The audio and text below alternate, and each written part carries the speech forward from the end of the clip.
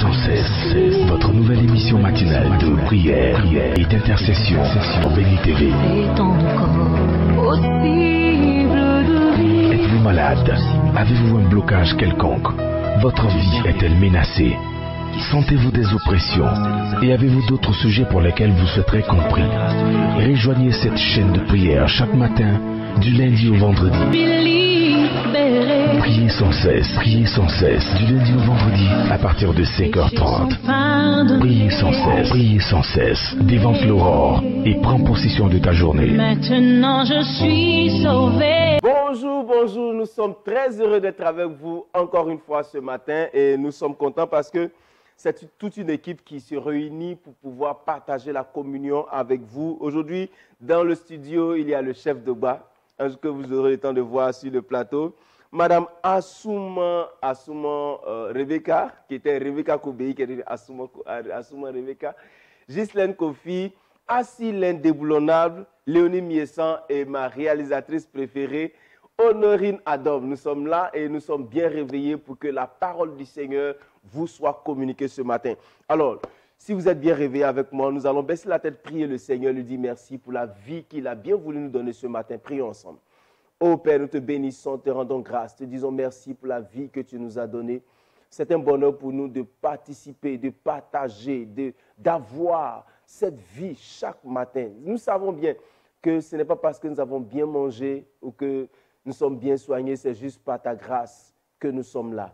Merci de nous avoir donné la vie. Merci d'avoir donné la vie à tous ceux qui nous sont chers, à tous ceux qui sont autour de nous. Merci Seigneur. Amen. Nous sommes bénis ce matin et c'est une grâce, vraiment, je l'ai déjà dit. Et chaque matin, je le dis parce que, voyez-vous, personne ne peut se taper la poitrine pour dire que je suis parce que j'ai tel bien ou j'ai tel bien. C'est juste que Dieu veut bien que nous soyons là, que nous soyons utiles au monde, que nous puissions avoir la grâce de bénéficier des avantages divers qu'il donne à tous ses enfants.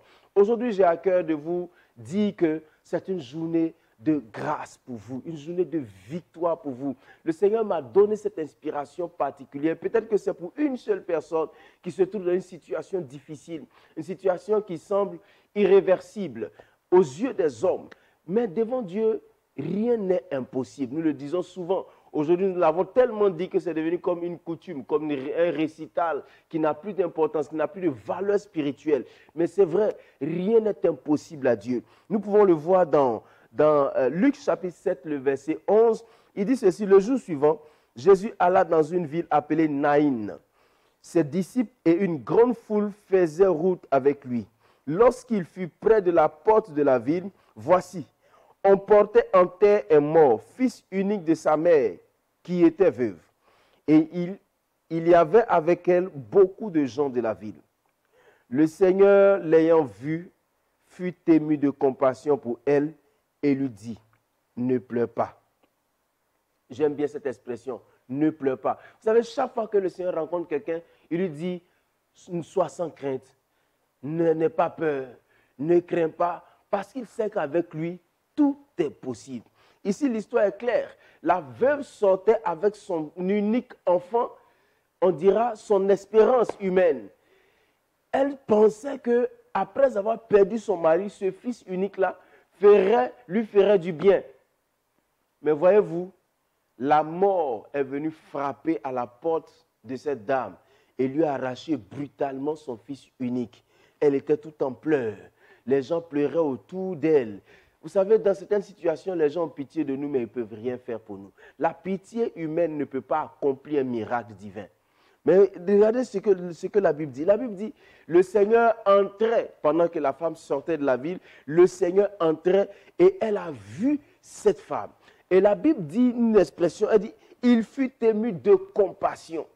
La pitié est différente de la compassion. La compassion, c'est cette émotion qui nous fait tressaillir, qui nous impose une action, qui fait qu'on a envie de poser une action pour changer la situation que nous venons de remarquer.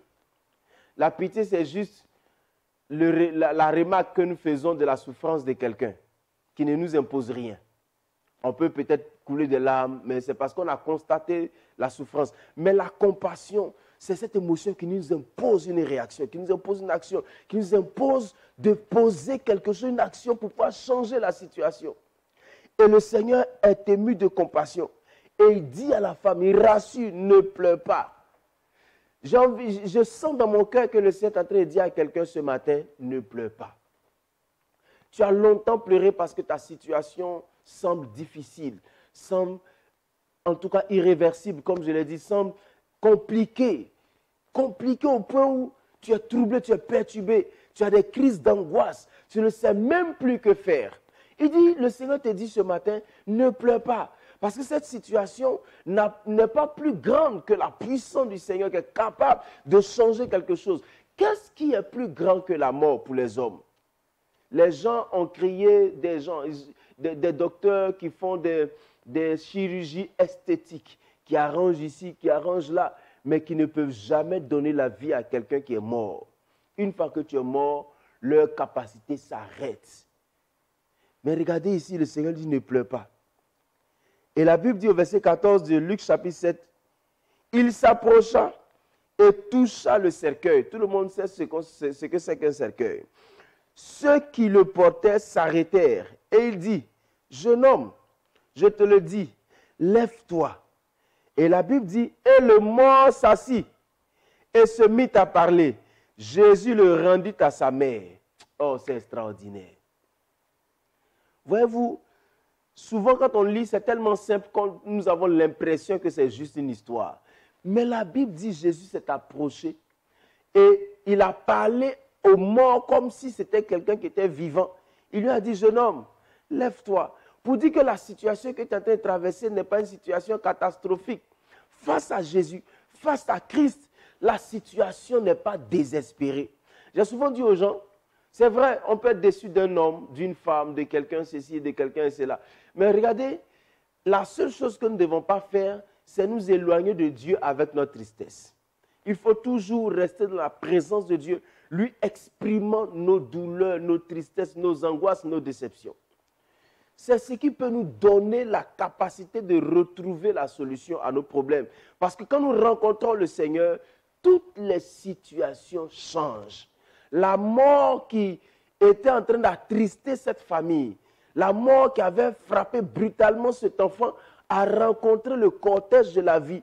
La Bible dit, Jésus a dit, je suis le chemin, la vérité et la vie. La vie a rencontré la mort. Et la vie au contact de la mort a écrasé la mort, a brisé le pouvoir de la mort et a impacté la vie de celui qui était dans ce cercueil. Et la Bible dit que la vie a contaminé l'enfant. Je prie que la vie te contamine au nom de Jésus. Je prie que tout ce qui était mort autour de toi retrouve vie au nom puissant de Jésus.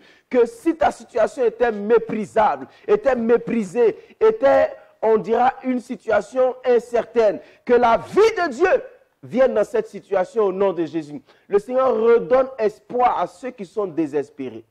Le Seigneur redonne vie à celui qui est mort. Et ce matin, le Seigneur va te redonner vie. Redonner vie à cette situation. Regarde ton foyer qui est dans un état assez catastrophique et désastreux. Le Seigneur vient entrer pour redonner vie. Oh, souvent tu t'assois, tu te dis, oh, tu rêves, nous nous aimions, mais qu'est-ce qui a bien pu se passer? Je vais te dire ce matin, quelle que soit la force surnaturelle qui vous a déstabilisé, aujourd'hui, la vie de Dieu vient pour briser, pour arracher la mort qui s'est installée dans votre relation, qui a déstabilisé votre communion et qui a brisé votre couple. Le Seigneur vient avec la vie.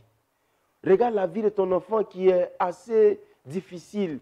Il est peut-être drogué ou même quand il n'est pas drogué, il est instable dans sa vie. Il n'arrive pas à avoir une orientation claire et précise dans sa vie. Le Seigneur vient donner cette stabilité à ton enfant au nom de Jésus. Le Seigneur vient le faire. Parce que s'il a été capable de donner la vie à cet enfant qu'on transportait au cimetière pour ne plus le revoir, il est capable de changer la situation dans laquelle tu vis. Et laissez-moi vous dire, le miracle de Dieu ne dépend pas de l'appréciation des hommes. Aujourd'hui, tu vis dans le regard des autres. Je l'ai souvent dit sur ce plateau. Des gens vivent dans le regard des gens. Qu'est-ce qu'ils vont penser? Qu'est-ce qu'ils vont dire? Est-ce qu'ils pensent? Est-ce qu'ils vont? Les gens penseront tout ce qu'ils voudront. Les gens diront tout ce qu'ils penseront. Mais la parole de Dieu est la seule qui redresse toutes les situations. Et la puissance de Dieu vient aujourd'hui dans ta vie pour pouvoir redresser cette situation que les gens ont extampillée de tous les noms. Non, ça là c'est irréparable. Non, ça là c'est terminé. Non, il n'y a plus d'espoir. Non, non. Les gens peuvent dire parce qu'en réalité, tout le monde raisonne en fonction de ses limites. Quand l'homme se sent limité, il dit qu'il n'y a plus d'espoir. Et heureusement, avec Dieu, il n'y a pas de limite. Et j'aime bien ce verset qui dit « Tout est possible à celui qui croit ». Et encore, rien n'est impossible à Dieu. Et comme rien n'est impossible à Dieu, il y a des moments où le Seigneur même n'a même pas besoin que tu crois. Il veut simplement faire un miracle pour que tu saches qu'il est avec toi, qu'il est ton Père. Regardez ce monsieur que ses frères ont transporté devant le Seigneur, ouvrant le toit d'une maison. Et puis quand ils l'ont déposé, le Seigneur lui a dit simplement, mon frère, tes péchés te sont pardonnés, prends ton lit et puis il faut quitter ici. Aussi simplement. Vous savez, quand le Seigneur veut faire quelque chose, c'est comme dans un rêve. David l'a dit, il dit, mais quand le Seigneur nous faisait ceci, nous faisait ceci, c'était comme dans un rêve. Et tu seras comme en train de rêver, mais le Seigneur fera son miracle dans ta vie. Je te le dis, et je sais que la parole de Dieu ne ment pas. La Bible dit, quand Dieu dit quelque chose, il s'attache à sa parole pour la réaliser. Et comme il t'aime, et comme tu es son enfant, il va réaliser son miracle dans ta vie. Peut-être que ta situation, comme je l'ai déjà dit, mais j'ai l'inspiration de te le dire encore, ta situation semble désespérée. Elle n'est pas désespérée pour Dieu. Elle semble désespérée. Mais le Seigneur vient pour restaurer cette situation au nom de Jésus.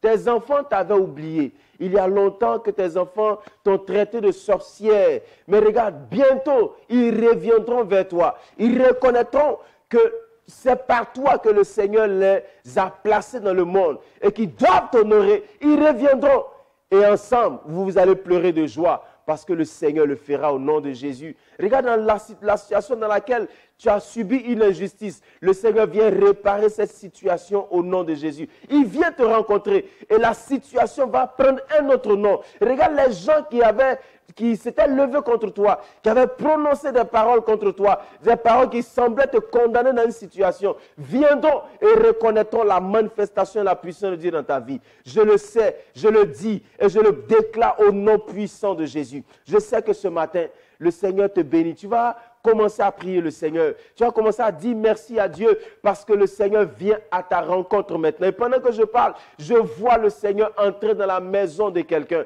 Le Seigneur vient pour guérir cette personne d'une maladie. Cette maladie, tu n'en parles pas parce que c'est cette maladie qui te fait honte. Mais le Seigneur ce matin entre dans ta maison et vient te guérir. Je sais, je le vois. Tu guéris maintenant au nom puissant de Jésus.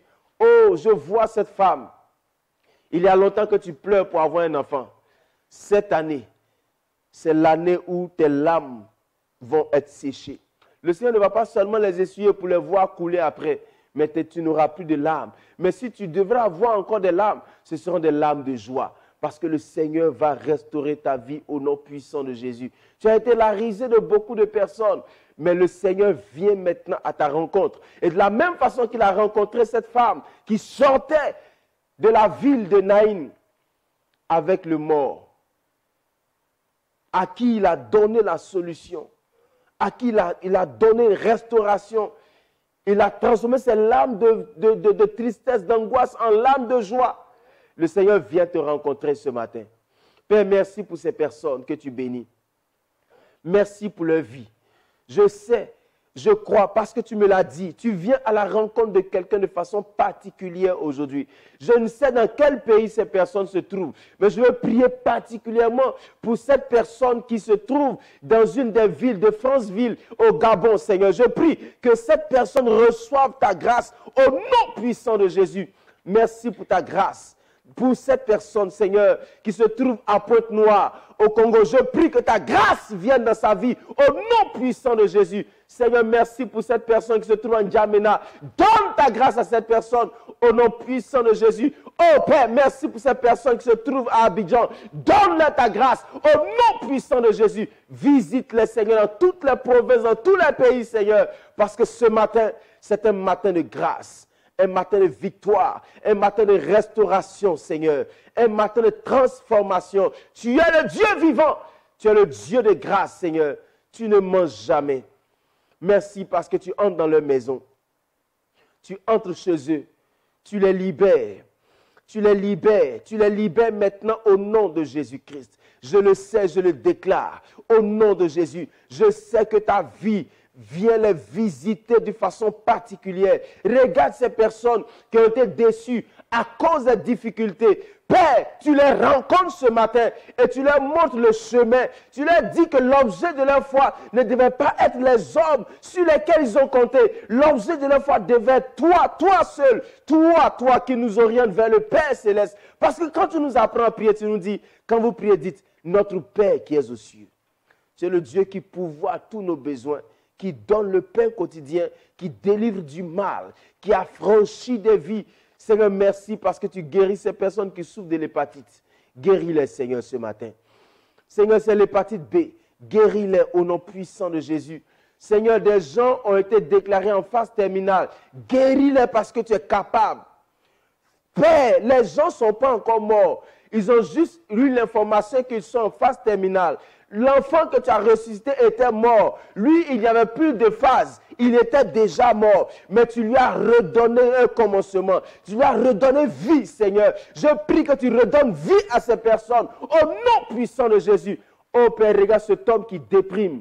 Parce qu'il n'a plus de boulot. Il pense à ses enfants. Seigneur, redonne-lui la vie au nom de Jésus. Merci parce que tu le fais, Seigneur. Tu leur donnes ta grâce ce matin. Ta vie, Seigneur, vient entrer dans toutes les dimensions de leur existence. Tu leur redonnes la vie. La Zoé de Dieu vient pour les visiter, Seigneur. Merci parce que tu le fais au nom de Jésus. Père, merci. Merci de les visiter. Merci de les visiter. Regarde, Seigneur, cette jeune fille qui veut se suicider. Elle veut se suicider parce qu'elle se sent abandonnée. Père, je prie que tu la relèves. Seigneur, je prie que tu la relèves, que tu lui donnes ta grâce, Père. Seigneur, la personne nous suit. Et c'était comme par accident que la personne est tombée sur ce programme. Je prie que, Seigneur, tu touches son cœur, tu brises le pouvoir des ténèbres et que les mensonges du diable s'écroulent et que la vérité de Dieu prenne la place parce que tu es le Dieu vivant. Guéris cette personne de toutes ses douleurs. Libère leur vie dans le nom de Jésus-Christ. Merci pour ta grâce. Merci pour ta douce faveur qui se manifeste dans leur vie. Merci Seigneur. Au nom puissant de Jésus. Merci Père. Amen. Pendant que nous étions en train de prier, j'ai senti dans mon cœur, il y a quelqu'un qui veut effectuer un voyage. Tu veux prendre un avion. Et tu sens dans ton cœur que tu ne dois pas partir maintenant. Écoute le Seigneur te parler. Écoute le Seigneur te dire quelque chose. Parce que ne pas partir maintenant n'est pas la fin des choses. C'est juste que le Seigneur veut peut-être préserver ta vie de quelque chose. Quel que soit le type de voyage que tu veux faire, écoute le Seigneur avant de faire quoi que ce soit. C'est une chose importante. Que le Seigneur te bénisse, que sa grâce te visite de façon pleine et particulière. Tu souffres de calculs rénaux. Je ne sais pas si c'est comme ça qu'on le dit vraiment, calcul rénal ou calcul rénal. C'est une maladie dont tu souffres. Je prie que le Seigneur te guérisse maintenant au nom de Jésus. Que cette grâce vienne vers toi. Si tu souffres de l'insuffisance rénale aussi, je prie que le Seigneur te guérisse maintenant au nom de Jésus. Tu ne feras pas de dialyse. Le Seigneur te libère au nom puissant de Jésus. Il t'apporte sa guérison. Il te restaure au nom puissant de Jésus. Merci Seigneur parce que tu le fais au nom puissant de Jésus. Amen. Nous sommes bénis. Nous allons prier pour Miss Adou Yvette, Wenou Anderson, Tano Ago Marie-Dominique et la sœur Morissette. Priez aussi pour Monsieur Ayo Paul, Tano, Ange Marie-Laure et Lobo Bertine. Nous allons prier pour ces personnes, demandant à Dieu de les visiter, de leur accorder sa grâce. Seigneur, nous prions que tu étendes ta main dans la vie de ces personnes. Garde-les, préserve-les, sauve-les. Seigneur, que ton nom soit glorifié dans leur vie. Père, tu connais leurs préoccupations les plus profondes. Sauve-les, Seigneur. Donne-leur ta grâce. Certains d'entre eux sont fatigués. Mais c'est bien qu'ils soient fatigués parce que c'est auprès de toi qu'il y a le repos. Merci, Seigneur, de leur donner ce repos au nom puissant de Jésus. Merci de leur ouvrir les portes qui sont fermées. Merci de briser les verrous de fer, de leur donner une nouvelle visibilité, Seigneur. Merci parce que tu le fais au nom puissant de Jésus. Amen. Nous allons prier pour Badois Rodrigue, Eblin Paulin, Kwaku Jacqueline et M. Ngosanga Cétric Clervy, qui est à Brazzaville. Nous allons prier que le Seigneur bénisse ces personnes. Et aussi Kofi Diane, nous allons prier que le Seigneur leur accorde sa grâce. Seigneur, merci d'accorder ta grâce à ces personnes. Bénis-les. Accompagne-les dans tout. Accompagne-les, Seigneur. Donne-leur ta faveur. Bénis leur vie. Dans le nom puissant de Jésus-Christ. Bénis leur vie, Seigneur. Je prie que tu leur sois favorable, notre Dieu. Sois favorable à tes enfants au nom puissant de Jésus. Amen. Nous sommes bénis. Je vais vous dire une chose importante que le Seigneur vient de mettre à cœur. Proverbes chapitre 16, verset 7, il dit ceci. Quand l'Éternel approuve les voies d'un homme, il dispose favorablement à son égard même ses ennemis. Je vais lire. Quand l'Éternel approuve les voies d'un homme, il dispose favorablement à son égard même ses ennemis. En fait, j'ai envie de vous dire que si vous voulez avoir la victoire sur vos ennemis, vous devez faire tout possible pour vous aligner sur la volonté de Dieu. Faites ce qui plaît au Seigneur. Ne disons pas, « Oh, c'est difficile de faire la volonté de Dieu. » Non, ce n'est pas difficile, c'est juste une discipline. Disciplinez-vous, apprenez à ne pas être pressé, apprenez à ne pas être envieux, apprenez à respecter le temps de Dieu pour vous, accordez-vous à la volonté de Dieu. Et la Bible dit, quand Dieu va approuver tes voies, c'est-à-dire ta manière d'être avec lui, ta communion avec lui, il va disposer à ton égard même ceux qui se faisaient ennemis de ta vie. Alors que le Seigneur te bénisse, que sa grâce te soit communiquée. Nous allons prier pour nos nations, prier que la paix règne dans nos nations. La paix doit régner en Côte d'Ivoire. Aujourd'hui, nous sommes en période électorale. Nous allons prier que la paix règne dans cette période électorale en Côte d'Ivoire. Priez aussi pour tous ces pays dans lesquels il y a les crises, il y a les tueries, il y a des attentats. Priez que le Seigneur apporte sa grâce. Ô notre Père, nous prions que tu étendes ta main. Béni sois-tu, Seigneur. Viens à la rencontre de toutes nos situations et guéris-nous de ces problèmes sociopolitiques, socio-économiques, Seigneur Dieu. Étends ta main, Seigneur. Garde tes enfants dans tous ces pays, Seigneur Dieu. Garde tes enfants qui sont au Mali. Garde tes enfants qui sont au Tchad, au Niger. Garde tes enfants qui sont au Congo, en Centrafrique, Seigneur. Là où il y a encore des tueries, des guerres. Père, je prie que tu étendes ta main dans ces pays. Que tu apportes la paix et la sécurité à tes enfants, Seigneur. Préserve la vie de tes enfants. Donne-leur ta grâce. Bénis tous les chefs d'État. Bénis les décisionnaires de ces pays. Qu'ils prennent des décisions favorables à la paix, favorables à la stabilité, Seigneur, de nos nations. Bénis la Côte d'Ivoire. Donne ta vie à cette nation ivoirienne. Père, que cette nouvelle période électorale ne voit pas le sang de nos frères versé en Côte d'Ivoire. Seigneur, qu'il n'y ait pas de tuerie. Ô Père, je prie pour le Gabon. Il y a des disparitions d'enfants, des kidnappings. Les parents ont peur d'envoyer leurs enfants à l'école. Je prie que tu étendes ta main. Que tous les vendeurs de sang, tous les vampires, les buveurs de sang s'arrêtent de se produire de la sorte en volant la vie des enfants des autres pères. Je prie que tu sécurises cette nation, que tu bénisses cette nation au nom puissant de Jésus. Étends ta main, Père, au nom de Jésus. Amen. Seigneur, merci pour la journée de tous tes enfants. Ils vont sortir pour vaquer à leurs occupations. Je prie que tu les accompagnes, que tu les bénisses, que ta grâce leur soit partagée en grande quantité. Protège leurs enfants, qu'ils ne soient pas volés par des ravisseurs, qu'ils ne soient pas attaqués, Seigneur, qu'ils ne soient pas empoisonnés, Éternel Dieu. Je prie que tu les gardes, qu'ils sortent, qu'ils reviennent en bonne santé pour se réjouir avec leur famille et se reposer dans la paix de Dieu. Merci de les garder. Au nom puissant de Jésus. Amen. Nous sommes bénis, nous avons été très heureux de passer tout ce moment avec vous. C'est une grâce pour nous de partager cette communion matinale avec vous chaque jour et nous bénissons le Seigneur pour vos vies. J'ai envie de vous lire ceci, Proverbe 16, verset 9. Le cœur de l'homme médite sa voie, mais c'est l'Éternel qui dirige ses pas. Je prie que le Seigneur vous dirige. C'est vrai, vous avez médité vos projets de ce matin, vous avez médité, vous avez calé tous vos programmes, mais laissez le Seigneur vous diriger pour qu'il vous fasse faire l'essentiel.